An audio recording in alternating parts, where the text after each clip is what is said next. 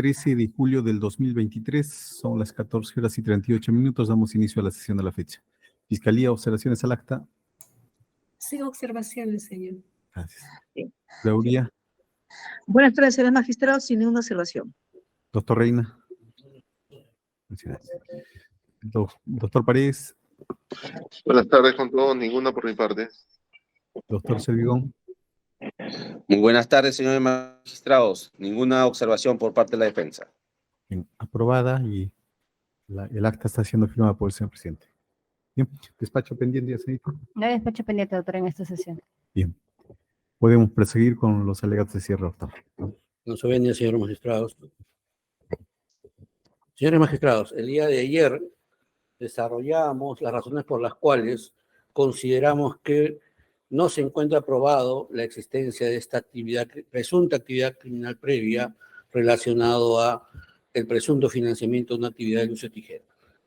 Y quisiera iniciar esta intervención haciendo el enlace con el siguiente tópico, pero rememorando un dato que es importante. Lucio Tijero, porque la Fiscalía ha citado declaraciones de Lucio Tijero en diversos, referidos en diversos atestados policiales de los años 90, que están relacionados, como vamos a ver más adelante, más bien con la búsqueda en ese momento de las autoridades de sancionar a Vladimiro Montesinos Torres. Pero Lucio Tijero ha declarado en este caso en dos oportunidades. Tenemos la manifestación policial del 17 de febrero del 2009, de folio 94, 96, 43 a 94, 96, 47, y la declaración testimonial del propio Tijero del 13 de septiembre de 2020, de folios 1.003.607 a 1.003.612. ¿Qué es lo que dice en ambos casos? De modo uniforme, no conocer a ningún integrante de la familia Sánchez Paredes. No conoce a ningún integrante, no conoce a los hijos, no conoce expresamente a Simón, Persiles, Manuel o Orlando Sánchez Paredes. Refiere que Simón Sánchez Paredes no tuvo relación con la incautación del año 87 en Florida. No lo conoce y refiere que no ha tenido actividades con él en México. No conoce a Persiles Sánchez Paredes y nunca ha tenido relación con la familia Sánchez Paredes. Y refiere que, este dato es importante, señores magistrados, este caso, como referimos, se inicia mucho con la data periodística. Y la data periodística referida a Lucio Tijero hacía referencia a una nota publicada en Caretas donde presuntamente se hace referencia a declaraciones dadas a un periodista por Lucio Tijero. Esas declaraciones nunca aparecieron. No hay soporte de las declaraciones. Es lo que dice el periodista que le dijo Lucio Tijero. Y Lucio Tijero lo que dice en estas testimoniales, y en la manifestación policial, es que él no dijo lo que refería el periodista. Más bien lo que dice es que el periodista le daba la información y él le comentaba lo que era una suerte de referencia pública, ¿no? Pero enfáticamente refiere que no conoce a ninguno de los Sánchez Paredes, ni a los hijos, ni que Simón tuviese algo que ver con esa incautación en Florida en el año 87. Por cierto, esa nota periodística nunca fue traída a la lectura de pieza documental, ¿no? Precisamente porque nunca se corroboró que Lucio Tijero declarase como se decía inicialmente ante el diario, la revista Caretas. Estas son las declaraciones, hemos extractado, disculpen que esté un poquito poco sincronizado porque las imágenes son así, lamentablemente, cuando se toma una fotografía. Esto todo corresponde a su declaración ante la Fiscalía del doctor Castañeda Garay en su momento. No tuve ni tengo ningún vínculo con algún integrante de la familia Sánchez Paredes. Le hacen referencia a esta publicación. Yo le digo al periodista que responderé lo que yo conozco y no conozco nada de lo que se me ha preguntado. Y ya que fuera de la entrevista he comentado al reportero sobre lo que se dice sobre ese hecho. No conozco a los hijos de Manuel Sánchez Paredes. Y esta respuesta al periodista de la revista Caretas no la he dado. Sigamos avanzando, señor magistrado. Hablamos precisamente ayer de las prohibiciones probatorias. Creo que era importante resaltar ese punto, señores magistrados, para retomar lo que hoy día vamos a retomar, ¿no? Retomando ideas. Entonces, tras la sesión de ayer, hemos podido reconocer que la actividad criminal previa, presunta, referida por la Fiscalía, que sería ese financiamiento a la actividad de Lucio Tijero del 87, solo se sustenta en formatos DA6. Bien, y en la versión de Lucio Tijero. También demostramos, a partir de los informes de Thomas Cash y Jonas Crow, que los DA6 solo son data básica, sino que además no tienen información sobre Fidel Sánchez Alayo y Manuel Sánchez Paredes. También demostramos que la decisión del Juzgado del Distrito Sur de Nueva York tiene carácter de cosa juzgada y desvirtúa el presunto hecho o la actividad criminal de Estados Unidos a partir del informe de Manuel Cancio Meliá y Carlos Gómez Jara Treyes. También dijimos que Lucio Tijero ha faltado a la verdad en las declaraciones rendidas con relación a Vladimiro Montesinos Torres, que son todas aquellas acopiadas en partes y atestados policiales aportados por la Fiscalía ya a nivel de lo que fue el curso del juicio oral. Porque es importante resaltarlo, señores magistrados. La Fiscalía ha seguido investigando durante los 7 años que duró el juicio oral. Ha seguido requiriendo información, ha seguido obteniendo data, ha seguido ejerciendo apremios. Eso sin conocimiento de las partes, porque no había un disclosure sobre lo que requería la Fiscalía. Entonces no sabemos si la Fiscalía tiene más de lo que ha presentado en este juicio. Debemos entender que lo que ha presentado es todo lo que ha recibido, pero estas manifestaciones policiales y estos partes policiales, perdón, son aquellos que han sido conseguidos en el curso de esta investigación complementaria de facto que realizó la Fiscalía. ¿Esto por qué lo resalto? Porque eso nos va a permitir sostener que tras 15 años de investigación, y yo diría no solamente 15 años, sino todo lo previo, que fue periodo también de investigación, en buena cuenta, no hay evidencia, ¿no?, que justifique, ¿no?, un resultado distinto al que nosotros proponemos, que es el de absolución. Cerramos ayer hablando de la sentencia del Distrito Sur, del juez del Distrito Sur de Nueva York.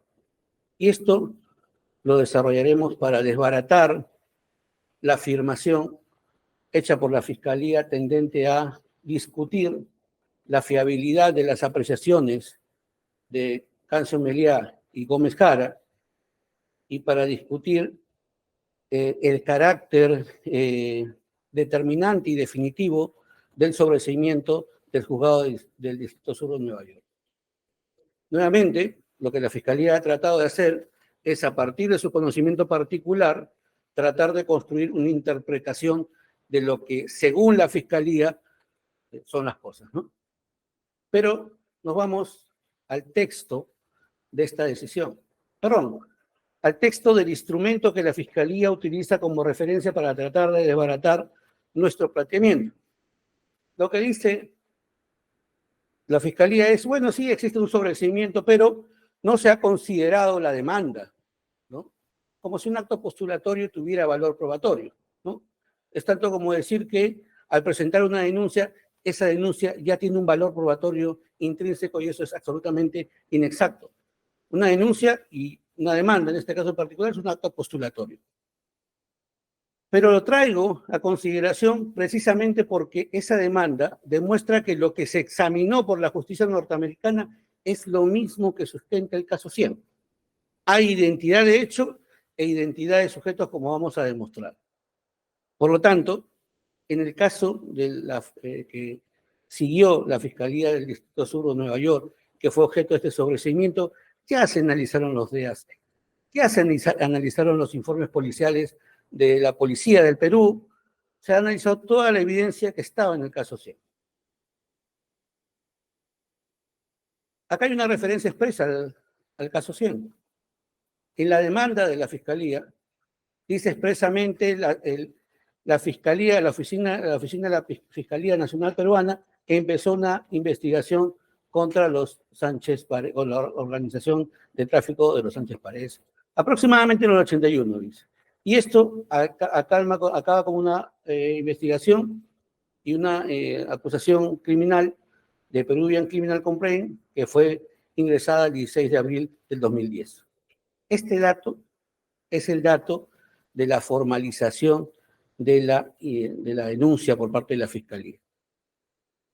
La justicia norteamericana tenía este dato y es parte de los actuados de ese caso, esa demanda civil que fue objeto de sobreseimiento.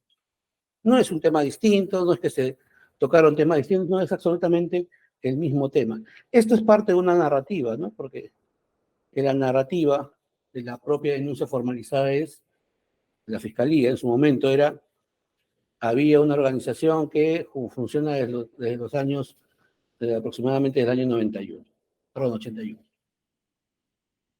Pero no es el único dato. Acá se reconoce la identidad de sujetos, al menos en relación a mis patrocinados y parte de los acusados. Menciona a Fidel Sánchez Alayo. Miguel Sánchez Alayo está investigado en ese momento. Luego habla de Segundo Simón y Persiles. Habla de Santos Orlando Sánchez Paredes, de Segundo Manuel Sánchez Paredes y Fortunato Wilmer Sánchez Paredes. Es decir, habla de los mismos sujetos que son parte de este proceso penal. Pero no solamente eso, hace referencia a la evidencia contable de la policía, los Expert Accounting Reports, ¿no? Que son precisamente la investigación conducida por las autoridades peruanas. Esta narrativa es importante porque revela que además hay la misma fuente de prueba.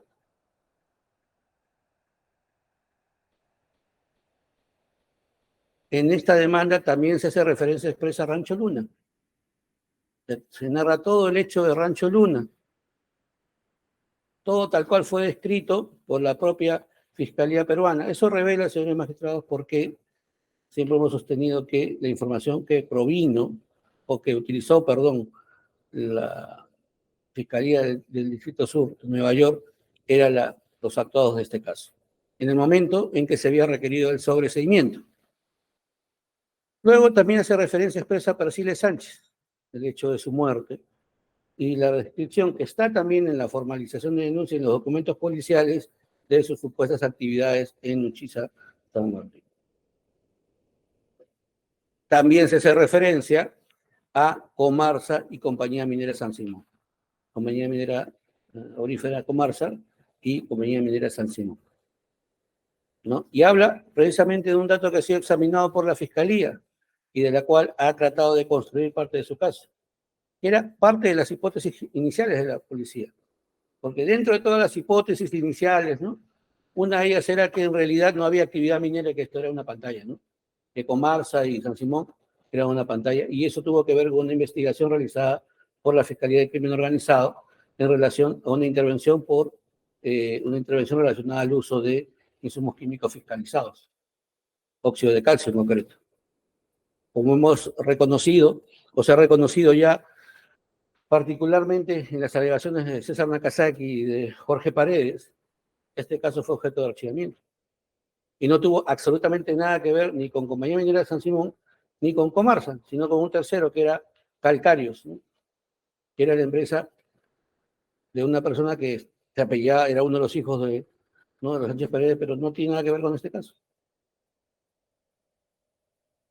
Y que curiosamente, como han referido también mis colegas, ¿no? A los únicos proveedores de esa empresa que se investigó fue a Compañía Minera de San Simón y a Comarsa. A los otros proveedores que tenían los mismos problemas con ese mismo proveedor, nunca se le hizo absolutamente nada. Con lo cual, nos permite esto resaltar y recalcar ese sesgo persecutorio policial que ya existía. Un sesgo persecutorio policial, señores magistrados, que ya existía desde la propia persecución a Persiles Sánchez Paredes. Porque cuando la sala absuelve a Persiles Sánchez Paredes, dice que la investigación policial es una investigación arbitraria, que la prueba fue construida por el efectivo policial que intervino al verdadero autor de una operación o un acto de tráfico de drogas.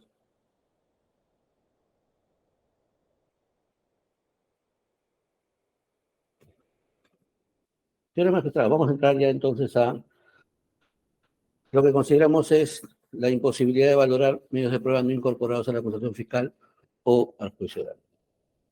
Y me refiero a esto que viene a ser la quinta versión de la Fiscalía, su quinta versión respecto a la participación de Fidel Sánchez, y esto fue en la audiencia del 17 de marzo del 2023. Ya no se habla aquí de la participación en el acto desarrollado por Jorge Chávez, sino que se dice que prácticamente Fidel Sánchez organizó todo.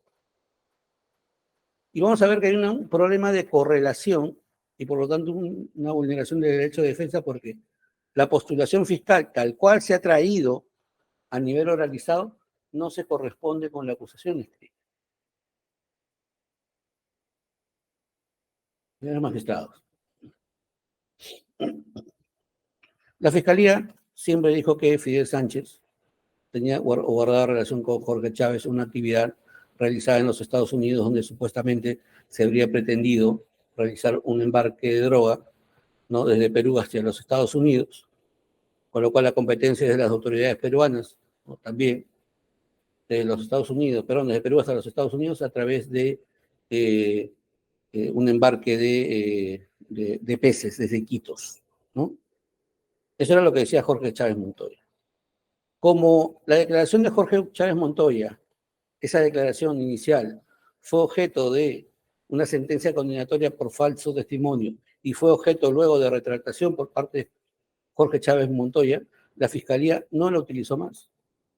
No construyó nada más sobre el tema. Solamente quedó la referencia a Jorge Chávez Montoya. Pero durante la alegación oral, en un esfuerzo de la Fiscalía de construir inferencias con datos inexactos, generando cadenas inconclusas, ¿no?, de razonamiento inferencial y que además parten de hechos no probados, hace referencia a Rubén Santana, Edgar Bustamante, Guillermo Díaz, Reinaldo Rodríguez. A todas estas personas que no han sido parte de la actividad probatoria debatida. Repito, sí, está la referencia a Jorge Chávez Montoya, pero a este resto de personas no se le menciona en la actividad probatoria debatida en la audiencia.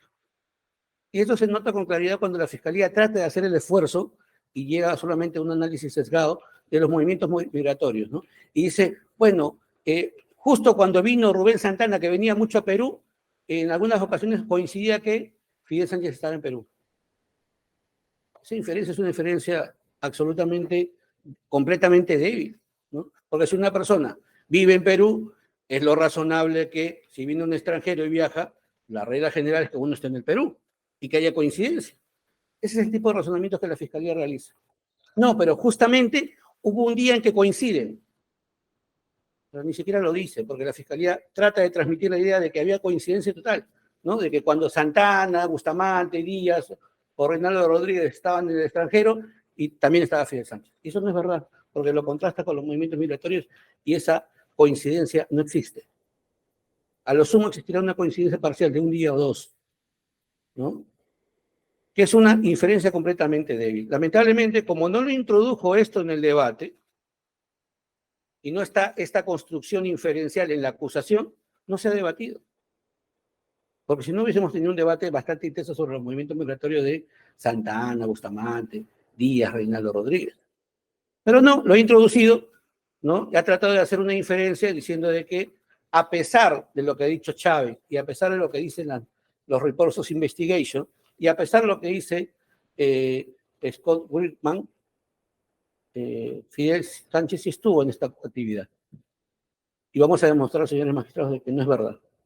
La Fiscalía ha hecho referencia a la declaración de Scott Whitman y dice, esta es una declaración que la defensa trajo, ¿no? La propia defensa trajo. Sí, la defensa lo trajo, pero no dice lo que la Fiscalía dice.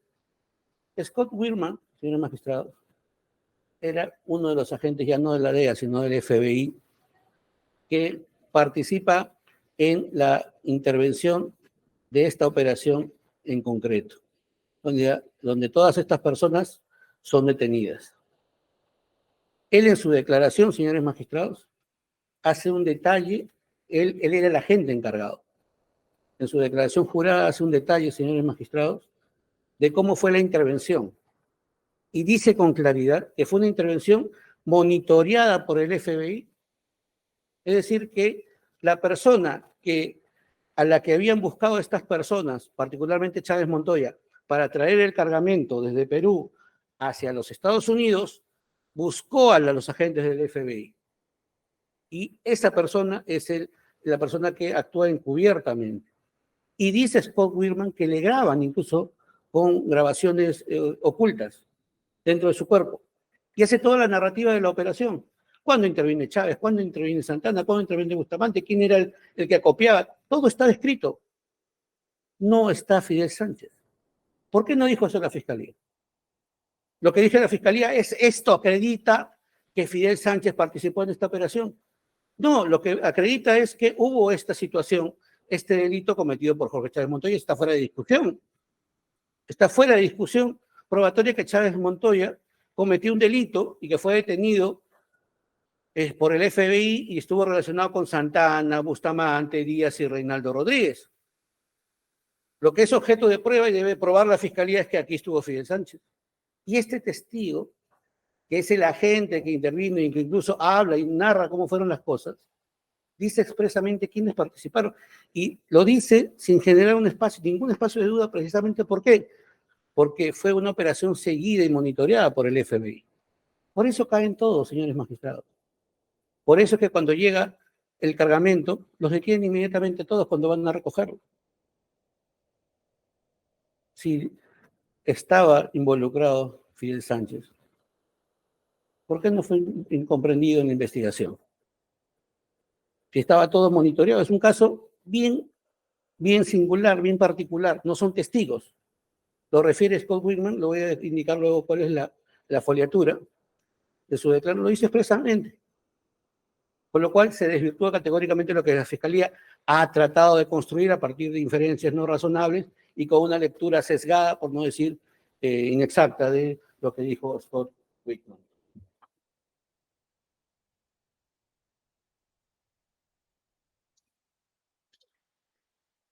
Señor magistrado, hecha esta apreciación y habiendo... Volvamos, por favor.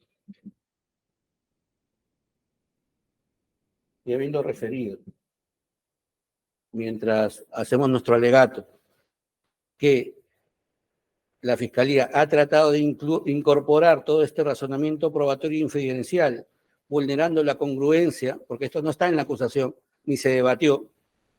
No, a pesar de eso, hemos dado la explicación para que ustedes comprendan que precisamente por eso no se trajo esto.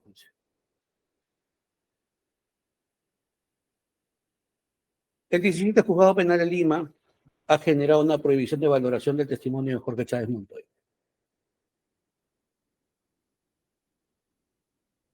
La Fiscalía ha utilizado como elemento de convicción para decir y darle viabilidad a la declaración de Jorge Chávez Montoya que él rindió una declaración el 10 de marzo del 2009 y una declaración el 24 de abril del 2009. Y que esas declaraciones tendrían un sentido incriminatorio. Precisamente por lo manifiestamente falso de esa declaración, es que en ejercicio de su derecho a la tutela jurisdiccional efectiva, Fidel Sánchez Alayo va ante la autoridad competente, la Fiscalía, y denuncia a Jorge Chávez Montoya y a Óscar Benítez Linares por delito de denuncia calumniosa. En esta oportunidad, señores magistrados, recordemos que todavía no había juez que hubiera asumido competencia. Claro, porque la Fiscalía nos ha dicho, ¿por qué no trajeron esa discusión aquí? Hemos tenido que esperar 17 años o 15 años para tener resuelto este problema, ¿no? Cuando Fidel Sánchez Alayo denuncia, estábamos solamente con una investigación policial, hay que tenerlo presente. No había autoridad jurisdiccional que hubiera asumido competencia.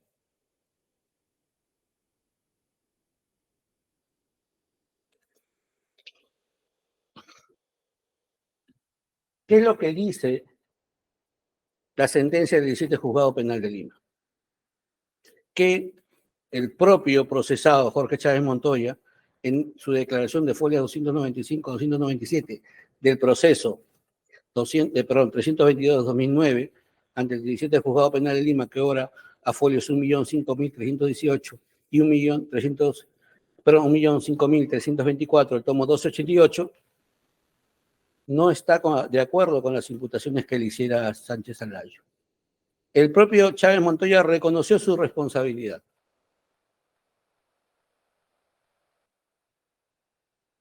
Por eso la sentencia dice con claridad, fundamento 15, despliegue delictivo de responsabilidad del procesado Jorge Chávez Montoya, primordialmente porque en su propia declaración instructiva no reconoce las imputaciones que vertió ante la Ligandro contra el agraviado filial Ernesto Sánchez Paredes, sosteniendo que no está de acuerdo con las mismas, la que muestra que las imputaciones las realizó sin sustento máximo y si no pudo explicar adecuadamente dichas versiones.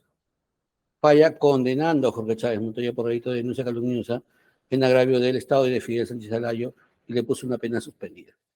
Aquí también estuvo denunciado Benítez Linares, ¿no? Pero en el caso de Benítez Linares, esto se declaró prescrito, ¿no? Pero magistrado, esta sentencia demuestra, primero, que hubo un órgano independiente, la Fiscalía, y acá vemos otro caso curioso, porque acá ocurre que la Fiscalía se enfrenta con la Fiscalía reiteradas veces. La Fiscalía, que ve este caso ahora, dice que la Fiscalía, ¿no? El principio de unidad, ¿no? Del Ministerio Público quedó de lado, que la Fiscalía, pues, no explica por qué acusó incorrectamente, ¿no? Ni siquiera se dice por qué eso sería incorrecto. Tenemos Fiscalía contra Fiscalía. La Fiscalía, 17 Fiscalía Provincial Penal de Lima, porque en ese momento era correlativo, juzgado con Fiscalía, acusó a Jorge Chávez Montoya. Determinó que su declaración era falsa. Ahora, otra Fiscalía dice lo contrario. Esta sentencia, señores magistrados, no fue impugnada. Tampoco se le ha cuestionado, claro, porque se dice, ¿no?, que si podría haber una revisión, aunque no podría haber una revisión más que por pedido del condenado, tendría que haber una circunstancia que lo habilite, ¿no? Prueba nueva, elemento, condena por corrupción al funcionario.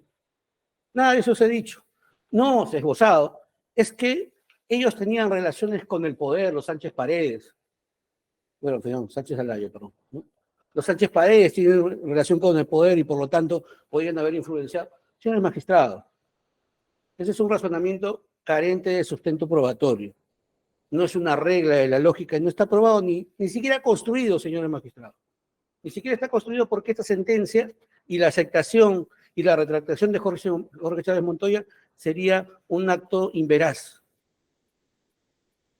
Nuevamente tenemos una fiscalía que construye, ¿no?, como se dice, castillos en el aire. ¿Cuáles son los efectos nulificantes de la condena contra Jorge Chávez Montoya?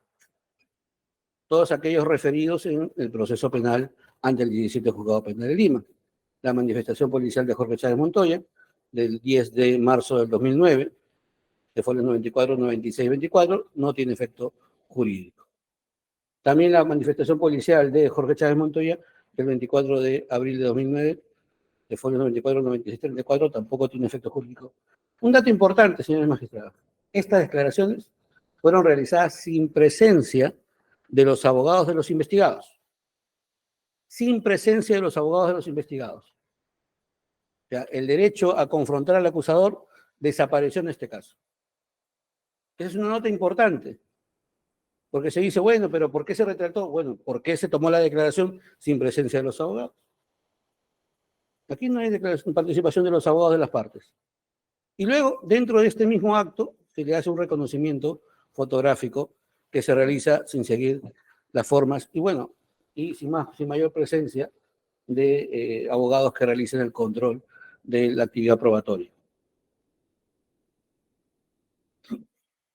Pero además de la prohibición probatoria, señores magistrados, esas declaraciones que la Fiscalía pretende que se validen tienen incongruencias e inconsistencias. O sea, además de la prohibición probatoria, incongruencias e inconsistencias. Primero, en una dice que conoció a Fidel Sánchez en el 95, en otra dice que en el 92. Eso es importante, porque primero no es poco tiempo, y segundo, que un análisis cronológico de la presunta actuación conjunta con Chávez Montoya, tendría uno que saber cuál fue el año más o menos donde lo conoció, ¿no? Las características físicas tampoco son exactas, cambia la estatura, y no coincide con el patrocinado, por cierto. Luego, ¿cuándo conoce a Rubén Santana? Tampoco coincide, 95-92. Hay una falta de congruencia, ¿no? Y por lo tanto, Incluso si tuviéramos que valorarlas, tienen estos problemas, esas dos declaraciones. Además de la ya referida mácula por no haberse desarrollado, garantizando el derecho de los investigados de controlar la actividad probatoria. No había resolución fiscal que dijera que la investigación estuviera bajo reserva o que se tratase de un testigo protegido, absolutamente nada de eso. Pero, además, Jorge Chávez Montoya ha declarado en esta investigación, ha declarado después con las garantías jurisdiccionales pertinentes, es decir, en el curso de la instrucción. Allí cambia radicalmente su versión, ¿no?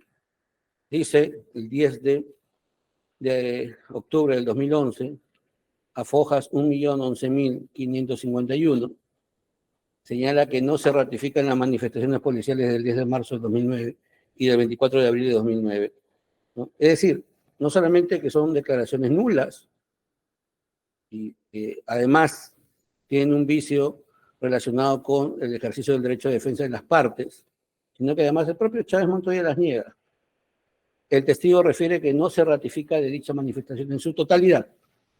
Le preguntan si conoce a la familia de Sánchez Paredes o algún pariente de dicha familia. No conoce ninguno. Si conoce a Fidel Ernesto Sánchez Alayo, no lo conoce. Para que diga si lo que aparece en los contenidos de las declaraciones del 10 de marzo del 2009 y 24 de abril de 2009 respecto a Fidel Ernesto Sánchez Alayo no son ciertas. Que no son ciertas. No conozco a dicha persona. Estuvo el fiscal, estuvo la procuraduría, estuvieron los abogados, estuvo el secretario, el juez.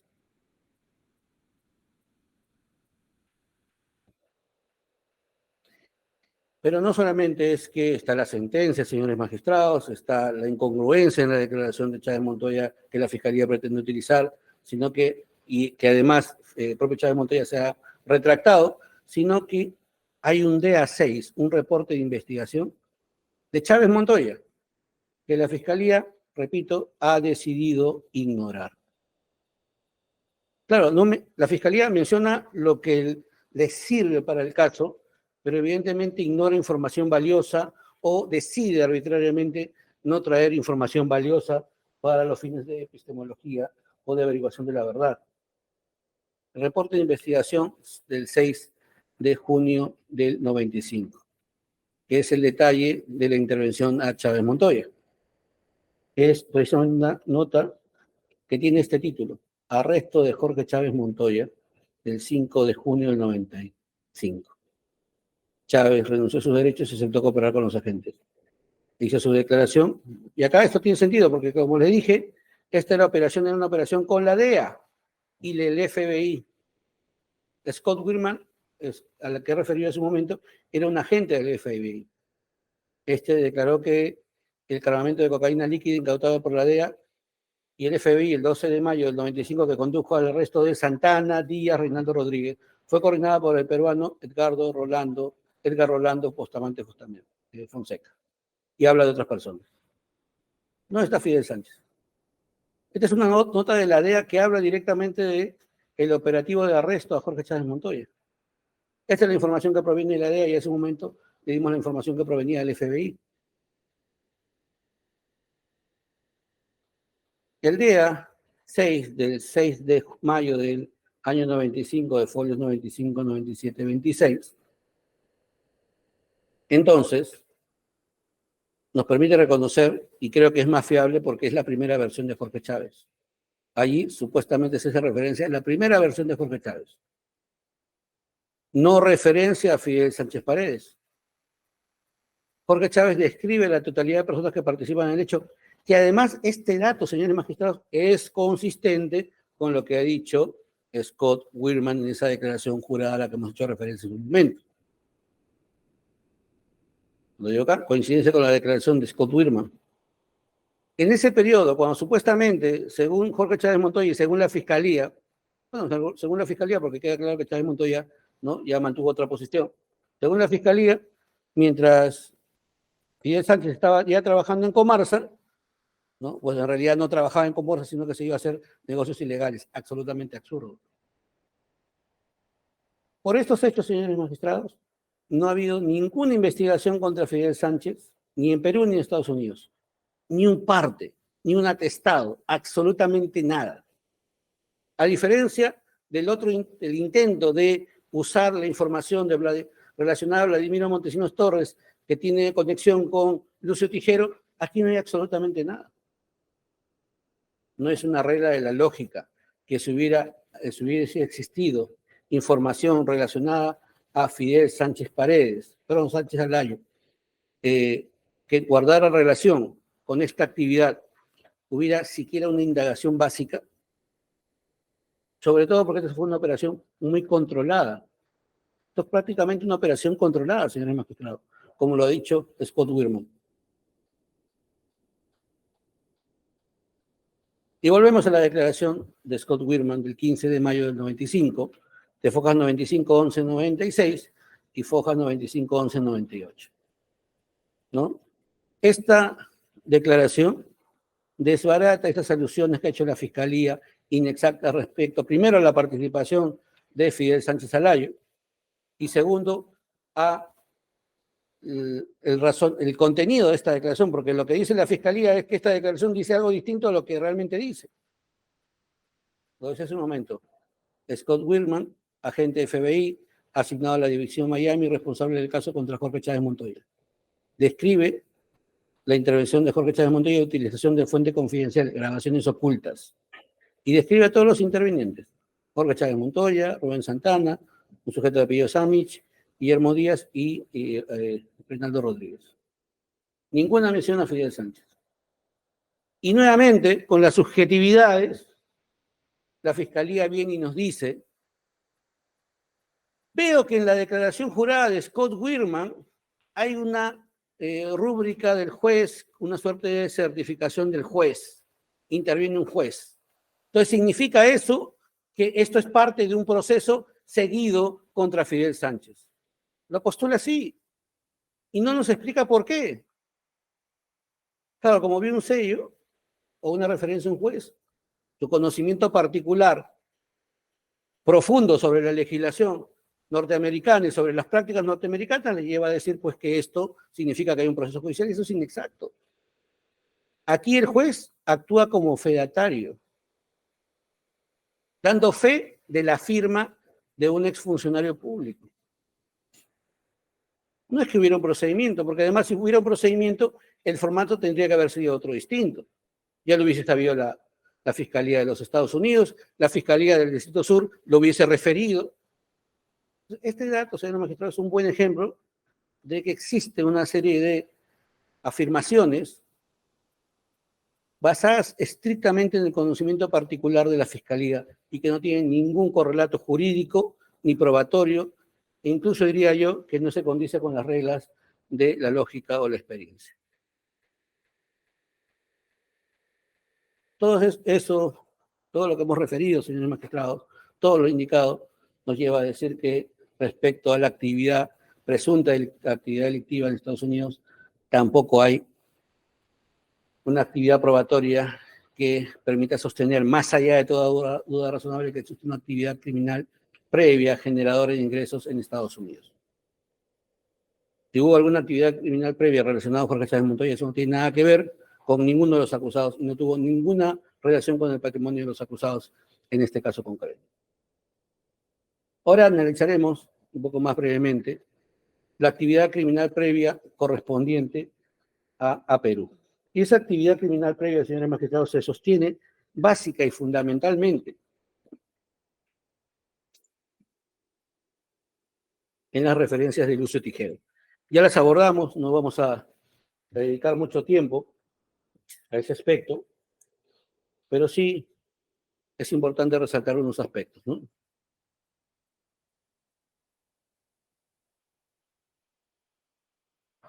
Según la Fiscalía, hay actividades criminales previas de tráfico de drogas de Persiles, Orlando y segundo Manuel Sánchez Paredes. Acá no aparece Simón Sánchez Paredes, ¿no?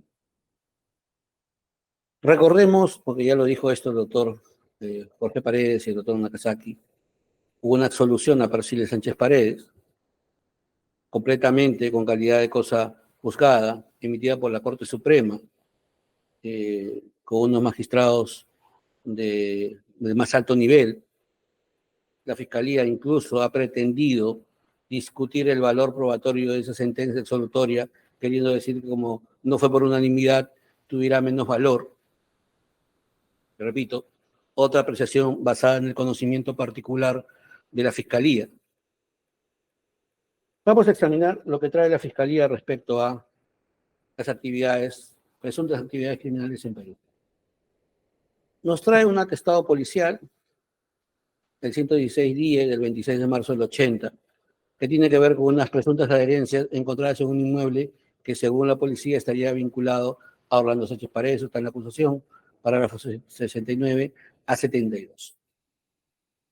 Primera reflexión, señores magistrados, tiene que ver con Orlando Sánchez Paredes, ¿no? Entiendo que ya el doctor Nakazaki ha hecho explicación suficiente de por qué este procedimiento era un procedimiento que no justifica el involucramiento de Orlando Sánchez Paredes, pero no tiene al final que ver con mi patrocinado, Fidel Ernesto Sánchez Alayo. Y además, señores magistrados, este dato es importante, Fidel Sánchez Alayo tenía 12 años de edad cuando ocurren estos presuntos hechos. 12, quizás 11 años, ¿no?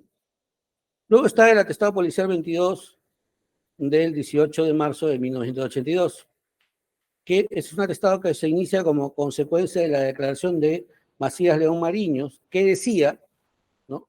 Macías León Mariños, esto también ya lo explicó el doctor Paredes y entiendo también que el doctor Nakazaki.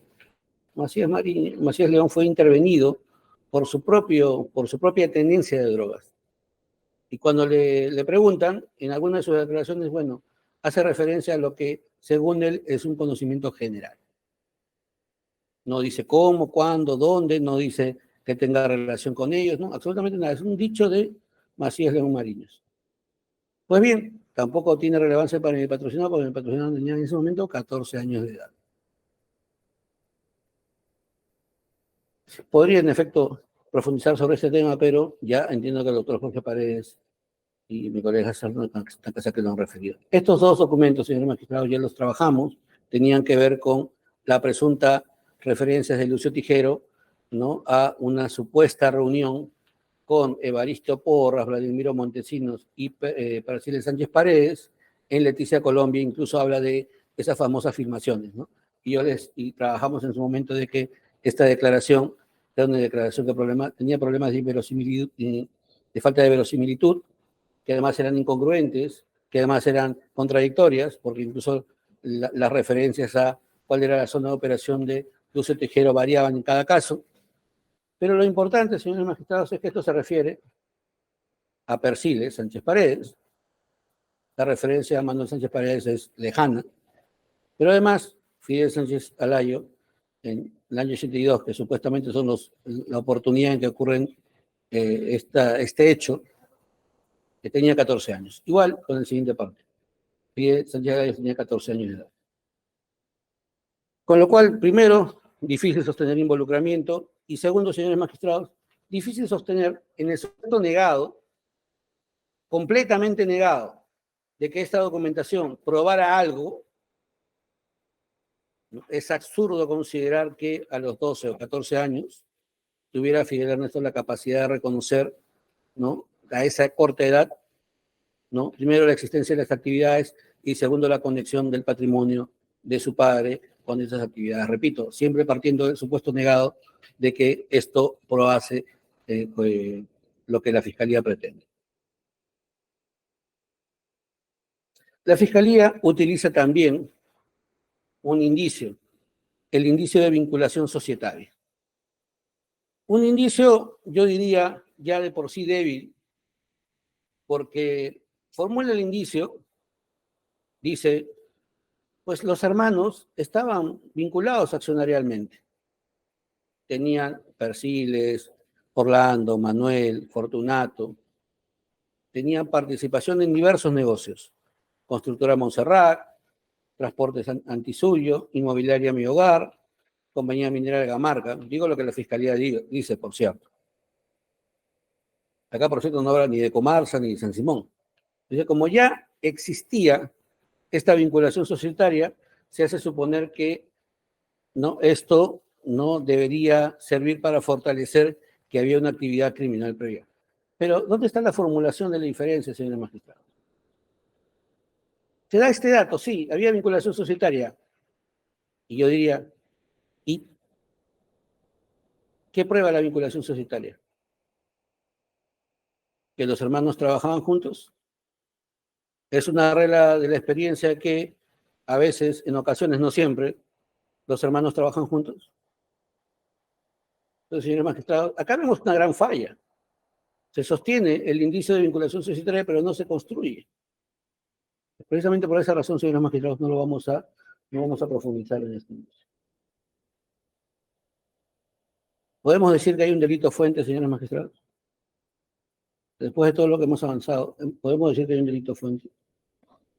¿Qué hemos demostrado, señores magistrados? Respecto a la actividad criminal de México, hemos demostrado que el caso de la Fiscalía se sustenta en documentos incompletos, ilegibles y con defectos de constitucionalidad.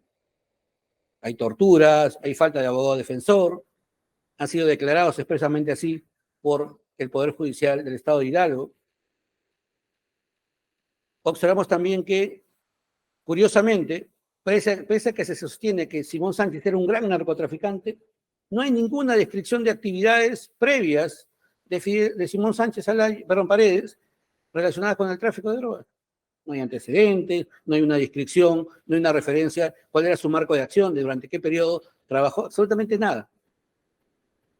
Hemos demostrado que Fidel Sánchez Alayo estaba en México realizando una actividad lícita, estudiando. Hemos demostrado que su retorno al Perú se encontraba justificado.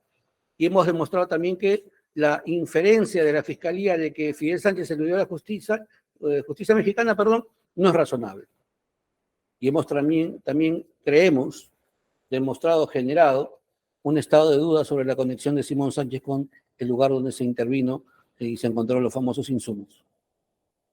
Además de demostrar que respecto a esa actividad o ese hecho en concreto, la justicia mexicana declaró que era un delito que solamente había posesión y por lo tanto no había ganancia.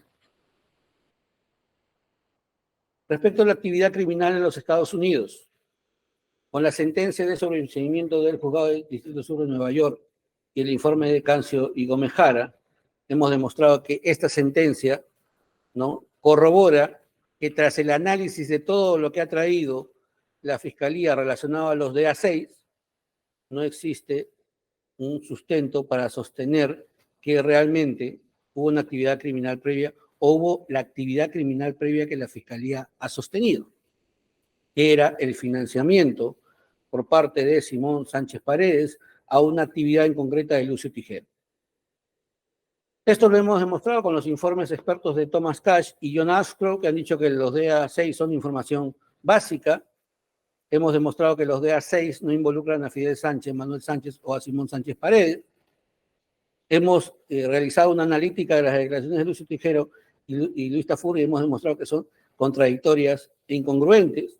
Además que en el caso de Lucio Tijero, él ha reconocido, ¿no?, y se ha retractado, y su declaración predominante es la declaración ante la DEA, donde explica todas sus actividades en las drogas y en ningún momento menciona algo parecido a los Sánchez Paredes. Con eso creo que hemos refutado la actividad criminal previa en los Estados Unidos. Respecto a la actividad criminal vinculada a Chávez Montoya, la sentencia del Distrito Juzgado Penal elimina el mérito probatorio de esta única versión incriminatoria de Chávez Montoya. Chávez Montoya ha reconocido en este proceso y en el proceso en el cual fue el procesado que mintió respecto a Fidel Sánchez. La declaración de Scott Wirgan reconfirma que Fidel Sánchez no tuvo participación en esa actividad de Jorge Chávez Montoya. No solamente Scott Wirgan, sino el reporte de la DEA que describe el momento de la intervención a Jorge Chávez Montoya y se describe lo que él dice respecto a la operación, y él no menciona en su primera oportunidad, en su primer momento, a Fidel Sánchez Alayo. Y eso determina que las inferencias que ha propuesto la Fiscalía son irrazonables. Finalmente, respecto a la actividad criminal previa en Perú, solamente se sustentan en versiones de Lucio Tijero, con las máculas que ya hemos referido. han sido desvirtuadas con otros elementos de convicción que demuestran que lo que dice Lucio Tijero respecto a los Sánchez Paredes, Persiles, Manuel y Orlando es falso, porque él mismo se ha retractado en este proceso. Hemos examinado la información policial proveniente de Lucio Tijero y hemos demostrado que esta se remonta al año 82, cuando Fidel tenía de 12 a 14 años. Señor magistrado, seguidamente vamos a examinar, un poquito más rápido, por favor. Ya hemos dado por satisfecho este primer punto. Estos puntos evidentemente van a ser vistos más rápidamente. Vamos a examinar si esta actividad, presunta actividad criminal, ha generado algún indicio de patrimonio. Les pido un breve receso, señores magistrados, para continuar con el segundo punto. Bien, señores, reiniciamos la audiencia. Puede proseguir, doctor Reina. Gracias, señores magistrados. Como les decía hace un momento, hemos ya trabajado este primer tópico, que es la actividad criminal previa. Los tópicos evidentemente serán más reducidos, porque evidentemente este sector era el que tenía más actividad probatoria. Señores magistrados, en el supuesto negado de que tuviésemos una actividad criminal previa, no bastará con su verificación, sino que será necesario reconocer que esa actividad criminal previa generó un patrimonio. Y nuestra premisa es que es imposible jurídicamente hablar acá de una actividad generadora de patrimonio cuando la actividad que se postula es una actividad que, como las propias decisiones judiciales y la narrativa, así la narrativa de la acusación fiscal determina, no generaron ganancia. Lo de México no generó ganancia porque, como se determina, fue solamente una condena por posesión, y vamos a determinar que todo el patrimonio se quedó en México, si hubo alguno. Y segundo, respecto a la actividad de los Estados Unidos, como hemos observado, se trata de un delito frustrado porque fue objeto de intervención por parte de las autoridades de la Florida y Miami en el año 87. Lo mismo ocurre en el supuesto negado que se quiera utilizar o hacer referencia a la actividad de Chávez Montoya, ¿no? Como les decía, fue una operación controlada y por lo tanto tampoco generó ganancia. Y vamos a analizar ahora este segundo punto. Vamos a analizar la información que la Fiscalía utiliza para sostener que hubo una actividad generadora de patrimonio y que esta habría sido trasladada desde México hacia Perú. ¿Cuál es la propuesta fiscal? Parágrafos 116, 117 y 383 de la acusación fiscal. Que cuando Simón Sánchez Paredes fallece el 10 de diciembre del 87, Zunilda Paredes Pérez, básicamente, y Merian Sánchez Marino, Zunilda Sánchez Príncipe, que fue Marina Sánchez Príncipe respecto a Persiles, ¿no? Habrían reseccionado patrimonio como consecuencia del fallecimiento de estas personas, por ser las herederas, ¿no? Y una primera cuestión que habría que determinar y dejar en claro es que ninguna de estas personas está investigada o acusada, ¿no? Si fueron las que recibieron el patrimonio ilícito, tendrían que haber estado involucradas en este caso. Esto nos permite determinar, pues, que finalmente es el sesgo discriminatorio del apellido el que ha fortalecido este caso. Bueno, según la hipótesis de la acusación, Simón Sánchez Paredes y evidentemente también Persiles Sánchez Paredes fallecen, generan un patrimonio. En el caso de Simón Sánchez Paredes, ¿no?, sostienen que ese patrimonio se habría trasladado hacia Perú, ¿no? Y la evidencia sería la existencia de poderes en favor de Orlando Manuel Sánchez Paredes. Y luego se menciona como dato final el crecimiento económico a través de comercio. Señores magistrados, acá vamos a anotar un dato importante, ¿no? No hay ninguna construcción de la Fiscalía más allá de estos datos inconexos, diría yo, ¿no? Se habla de que hubo el fallecimiento, eso hubiese generado que el patrimonio se trasladó a terceros, los sucesores, y que estos sucesores habrían otorgado poderes a favor de Orlando y Manuel Sánchez Paredes. Pero el dato fundamental que sería relevante para este caso, que sería el uso de los poderes, no está descrito. En ningún momento se dice cómo se usó esos poderes.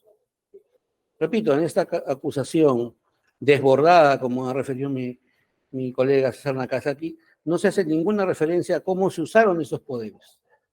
Y acá viene un dato que César Nakazaki ha resaltado adecuadamente, creo yo, y es que si esos poderes se hubiesen utilizado, esto tendría que estar contenido, o el uso de esos poderes tendría que estar contenido en la información registral. Claro, porque es un acto necesariamente registrable si se trata de disposición de patrimonio. Entonces, que hubieran poderes es absolutamente inocuo si no es un dato que vaya acompañado del uso de los poderes. Y vamos a analizar la información registral absolutamente y veremos que no hay ninguna referencia al uso de poderes. Por eso señalo que existe ahí una contraprueba contundente, la información registral existente en México.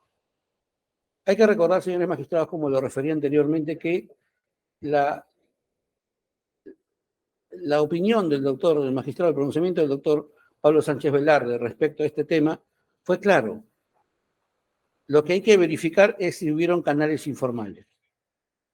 Durante la acusación oralizada no hemos escuchado absolutamente ninguna referencia a esos canales informales. No hay ninguna descripción, no está en la acusación, no hay ninguna referencia probatoria.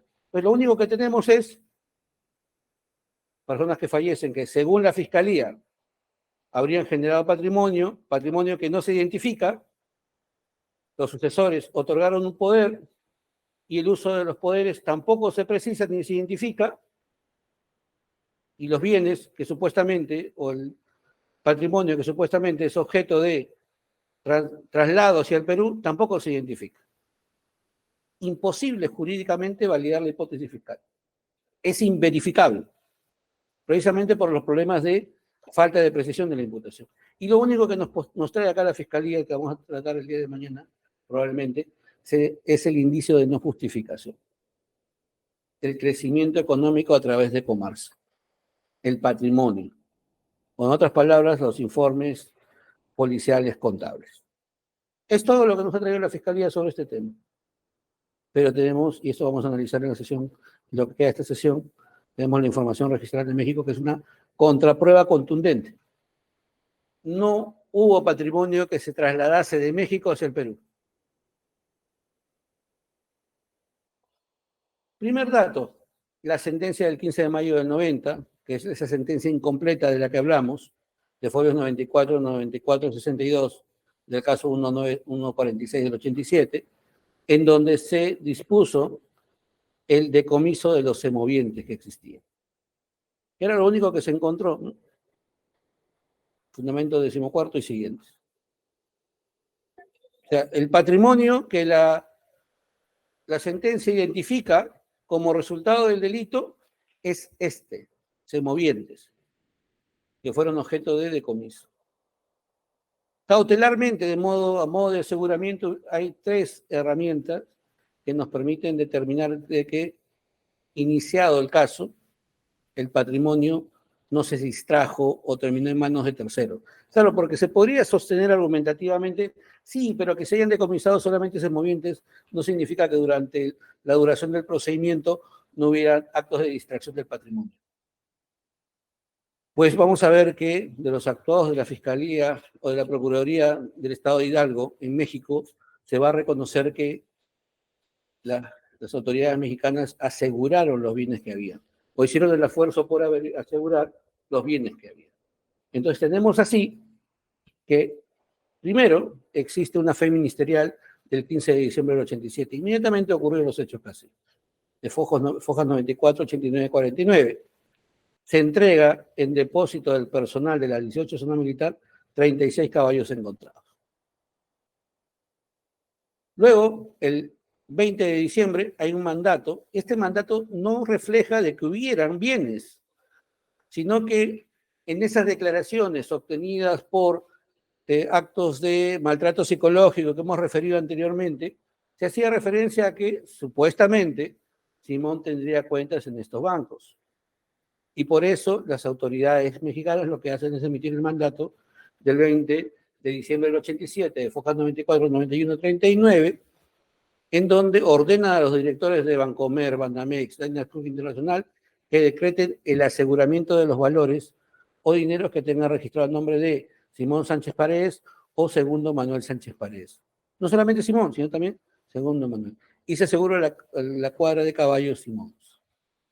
Día después, se emite el acta de diligencia de aseguramiento donde se aseguran los semovientes de la cuadra Simón. Ya en el proceso se aseguró todo lo que había. Y se dispuso al final que lo único que había era esto, semovientes, y se decomisaron. Esto frustra cualquier posible razonamiento en el sentido de que hubo patrimonio derivado de este caso en concreto que fuera trasladado hacia el Perú. Pero la información no queda ahí. Las autoridades peruanas, la Fiscalía hizo su trabajo en un primer momento requiriendo la información sobre los valores, información bancaria de los investigados y de Simón Sánchez Paredes. Y aquí referimos toda la información que fue obtenida por las autoridades mexicanas y trasladadas a este proceso.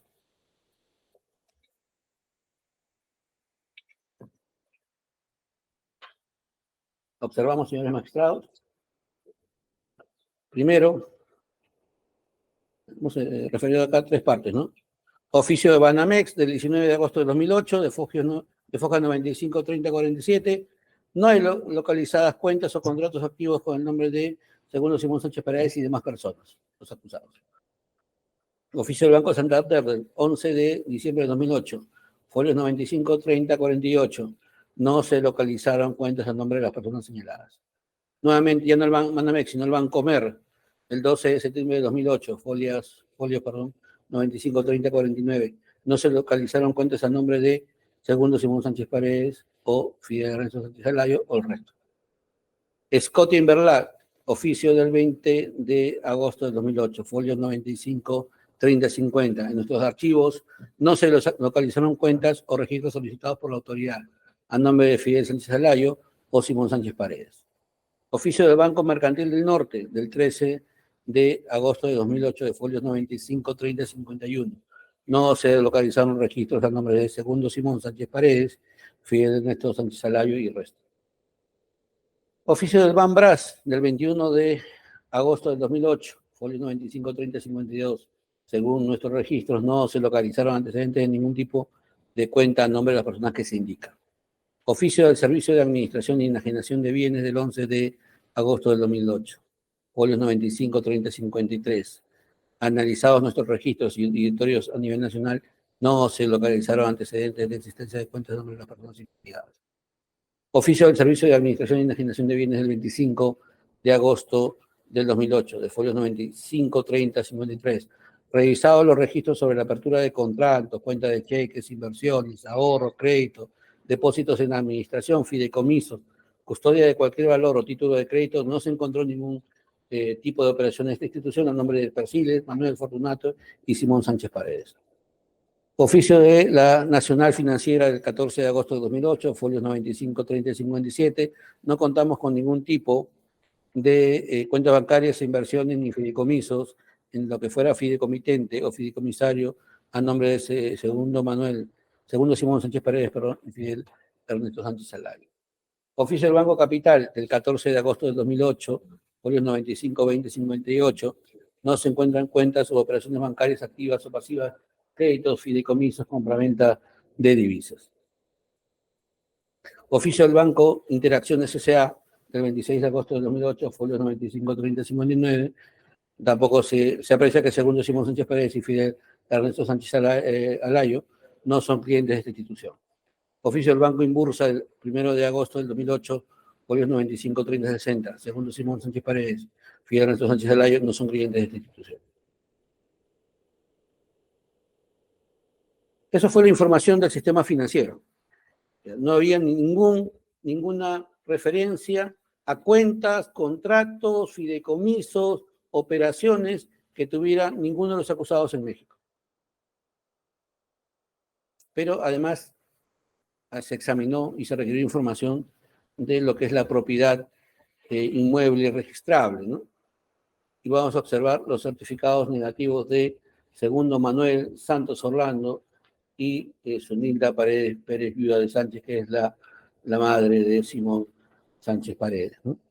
Y vemos que respecto a segundo Manuel Sánchez Paredes, respondió el Estado de Tamaulipas, estamos hablando de estados, ¿no?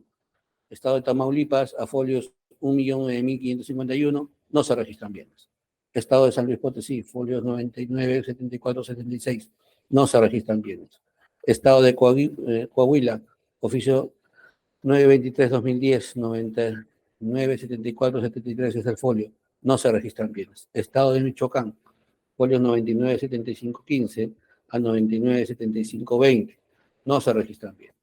Estado de Zacatecas, folios 1.9.503, 1.9.504, no se registran bienes. Campeche, 1.9.506, 1.9.508 y 1.9.510 a 1.515.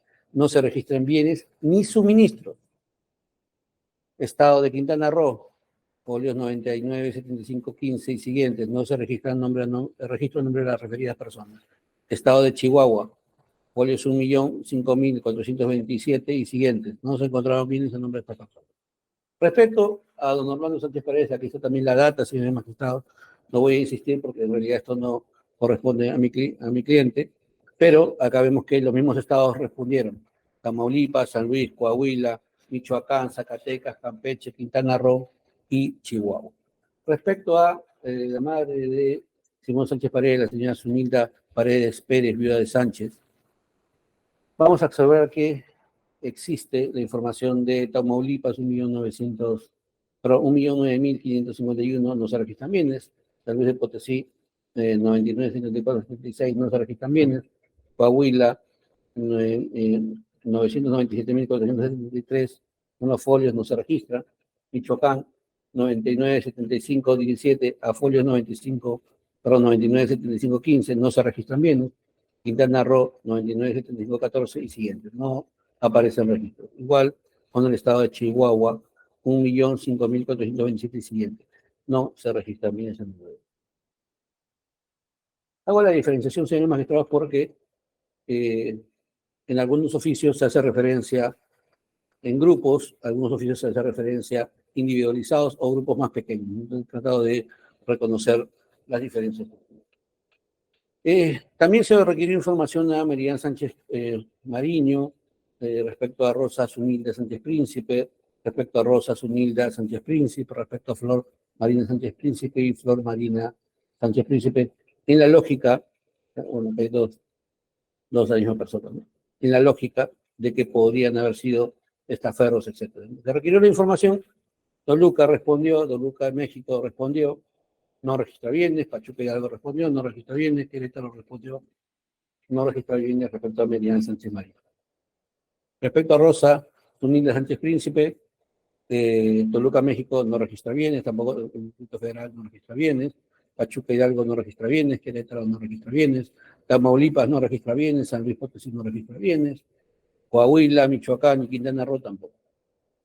Respecto a Flor Marina Sánchez Príncipe, Toluca y Distrito Federal no registran bienes, Pachuca Hidalgo no registra bienes, Querétaro no registra bienes, Tamaulipas no registra bienes, San Luis Potosí no registra bienes, y en el caso de Flor Marina Sánchez Príncipe, Coahuila no registra bienes, Michoacán no registra bienes y Quintana Roo no registra bienes. Señores magistrados, no estoy haciendo ningún tipo de escrutinio, ¿no? Estoy haciendo referencia a toda la información. No hay ni un solo oficio que forme parte de la cooperación o la asistencia judicial internacional proveniente de México que no esté mencionando. No hay ningún solo oficio que haga referencia a algún bien a nombre de ninguno de los acusados, de Simón Sánchez Paredes, de Perciles Sánchez Paredes, o de sus sucesores, o de las personas vinculadas. Absolutamente ninguno.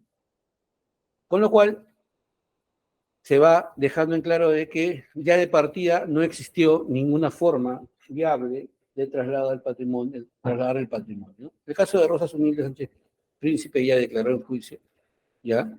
Y ya refiere claramente de que cuando en su momento decidieron contratar los servicios de una abogada en México, ¿no? Pero que nunca usaron esos poderes. Ella habla claramente de lo que es el uso de los poderes y ella dice que nunca se utilizaron. Por eso dice, jamás he comprado o vendido algún bien en México ni he tenido algún vehículo en esa ciudad. Eso fue en la sesión 12 del 6 de marzo del 2017. Señores magistrados, hemos avanzado entonces hasta la existencia de hemos demostrado que existe insuficiencia probatoria sobre la existencia de una actividad criminal previa en México, Estados Unidos y Perú. Hemos demostrado que no es posible, no solamente porque son actividades criminales que no generaron patrimonio, que se hubiese generado algún tipo de patrimonio, consecuencia de las mismas, y hemos demostrado también que la información existente proveniente de México determina que no existe ningún patrimonio. Tampoco se ha postulado esto respecto a Estados Unidos, señores magistrados, así que evidentemente no hay evidencia sobre el tema, ¿no? Nos quedaría pendiente, señores, por trabajar, ¿no? Si el patrimonio fue integrado al patrimonio, perdón, si existe alguna posibilidad de que haya patrimonio ilícito integrado al patrimonio de Fidel Sánchez Alayo, y luego analizaremos la no viabilidad de la verificación fáctica de la imputación subjetiva. Yo les pediría, señores magistrados, trabajar esos temas en la próxima sesión. Bien, doctor, una pregunta. ¿En la próxima sesión usted estaría ya concluyendo sus alegatos? Yo creo, señor magistrado, que serían 2 sesiones. 2 sesiones. Digo esto porque doctor Servión está presente. Siguiendo Sí, la señor relación. director de debates. Le digo eso, doctor, para que estén preparados, porque siguiendo la relación de las personas naturales imputadas, correspondería al señor Esteves Ostalaza. Y también en ese mismo sentido, Conforme. a continuar con las empresas, terminando la de las personas naturales. ¿De acuerdo, doctor? Señor Está. magistrado, yo quería hacer un pedido particular, ¿no? Yo puedo estar mañana en la audiencia si se cambia el horario, ¿no? Para la mañana. En la tarde tengo una dificultad personal, ¿no? Quedo a lo que disponga la sala, ¿no? Si no, le pediría que en todo caso sea el lunes, ¿no?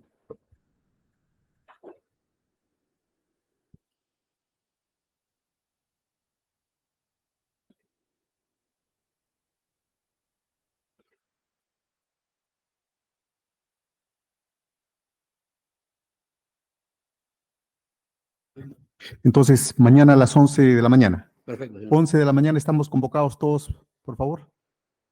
Anotado. Bien, señores, hasta mañana. Buenas tardes. Gracias. Mañana, buenas tardes. Buenas tardes. Buenas tardes. Mañana, señor magistrado. Gracias.